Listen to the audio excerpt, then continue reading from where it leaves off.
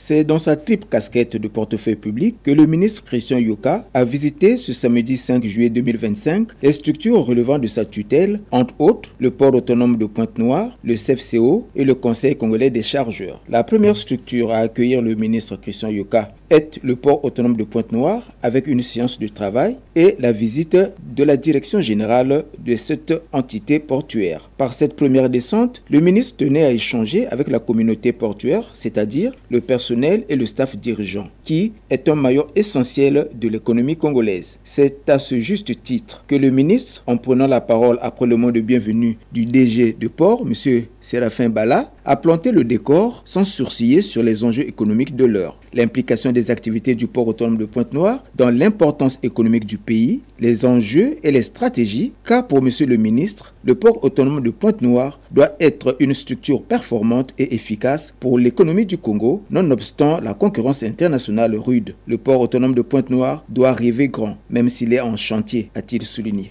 Le port autonome de Pointe-Noire fait partie d'un des actifs les plus stratégiques du pays.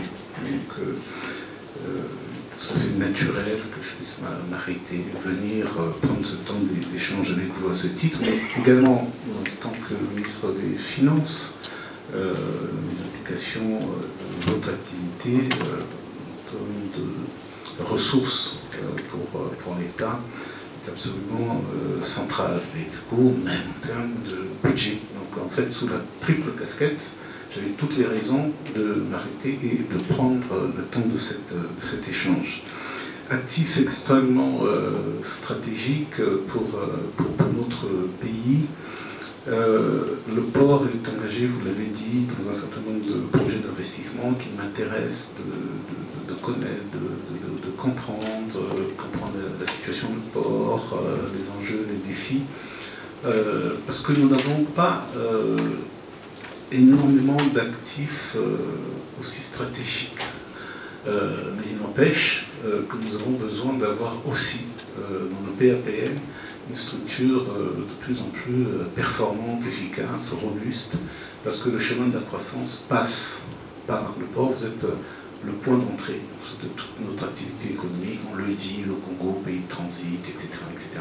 Le directeur général du port autonome de Pointe-Noire, M. Séraphin Bala, en a profité d'éclairer la lanterne du ministre sur le fonctionnement et les défis actuels du port autonome de Pointe-Noire, bien après la projection du film retraçant les réalisations en cours. Une visite des installations du port et aussi du port de pêche à la base industrielle a clos cette première partie. Même son de cloche du côté du chemin de fer Congo-Océan, où une autopsie était nécessaire pour cette structure de transport des voyageurs et marchandises par le train qui vit une situation existentielle catastrophique, frisant, si l'on y prend garde, la faillite, malgré la volonté de l'État d'y apporter un bol d'oxygène. Une société presque à l'agonie. La vétusté du matériel roulant, locomotives et wagons, le vieillissement des rails, le long du trajet Pointe-Noire-Brazzaville, la détérioration de plusieurs gares avec des archives en voie de disparition et un personnel démotivé par plusieurs mois sans salaire, frisant ainsi un congé technique qui ne dit pas son nom, sont entre autres problèmes qui minent le CFCO.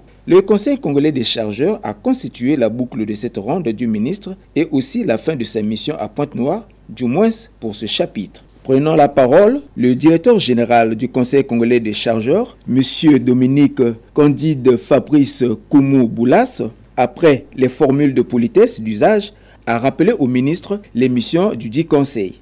Le Conseil congolais des chargeurs, M. le ministre, a entre autres missions de contribuer à la réduction des coûts inhérents à l'acheminement des marchandises, tant à l'import qu'à l'export, incluant tous les modes de transport. Donc le mode de transport maritime, le mode de transport terrestre qui prend en compte le routier, le ferroviaire, le fluvial, et un peu plus loin, il y a des autres modes de transport, tels que le mode de transport lagunaire.